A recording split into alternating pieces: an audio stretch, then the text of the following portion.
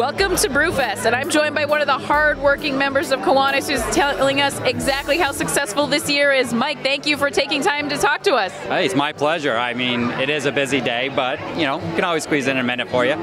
So. Great cause today. Oh, I don't know how many people out in the viewing audience are aware of what the Kiwanis does, but it's a great organization. Everything we do benefits children in the Claremont area, and internationally, I mean, it's an international company, or not company, but club, and we all worldwide, we benefit kids. One of the great things is this is only the second Brewfest, and the turnout is amazing. You've got top-notch breweries from all over, and the public loves it. Oh, you haven't seen anything yet. This is just the VIP hour, which is the limited number of people in here. We limited it to 150 total, and so you haven't seen anything yet. You wait until this afternoon. Now, the great thing about this is you really are encouraging people to go local. Oh, absolutely.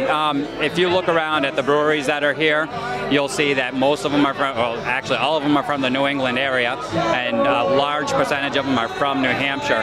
And the food vendors are all local food vendors, and so yeah, it's a local event, so it should be local vendors. Well, I'll let you go, but just want to say congratulations on a successful year. It's going to be a great turnout, and we're going to help a lot of local kids and families, so thank you very much, Mike.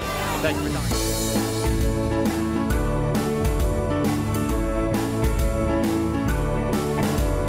Today's Brewfest. It's wonderful. We really enjoy having a chance to try brews from all over.